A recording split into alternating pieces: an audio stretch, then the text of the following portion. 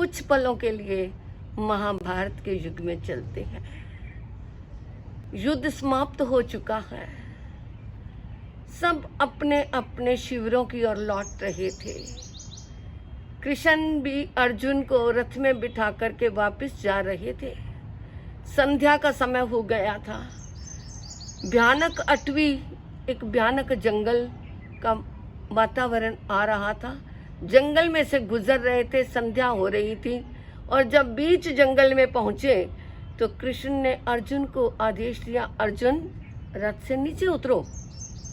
अर्जुन सकपका गए कि जंगल का वातावरण, रात्रि का अंधकार आने वाला, और ये कृष्ण मुझे रथ से उतरने के लिए जंगल में कह रहे हैं। अरे ये नटखट है, कहीं मुझे छोड़ के चले ना जाएं।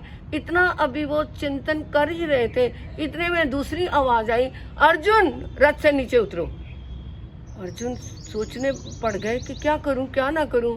इतना सोच ही रहे थे कि तीसरी आवाज आई, आदेश दिया, अर्जुन मैंने कहा है रथ से नीचे उतर जाओ। अब अर्जुन फटाफट रथ से नीचे उतरे। जो ही रथ से नीचे उतरे, उसके बाद कृष्ण रथ से नीचे उतरे तो क्या देखा कि वो जो रथ था वो अग्नि से एकदम झुलस गया, राख हो गया।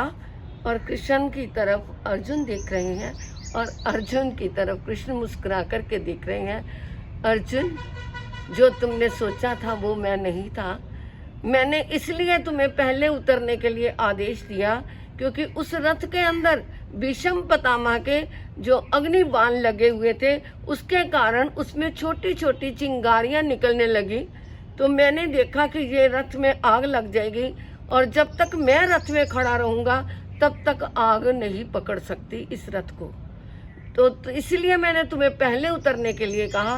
पहले तुम उतरे और फिर मैं उतरा, तब जाकर के ये रथ को क्या लगी, आग लगी। ये उद्बोधन क्या कहता है कि जब तक हमारे जीवन के रथ में, मेरे देश के रथ में, मेरे राष्ट्र के रथ में, विश्व के रथ में, जब तक धर्म रूपी कृष्ण खड़े रहेंगे, धर्म खड़ा रहेगा, तब तक हमारे जीवन में, हमारे राष्ट्र में, हमारे प्रांत में, हमारे देश में, हमारे विश्व में कुछ भी नहीं हो सकता।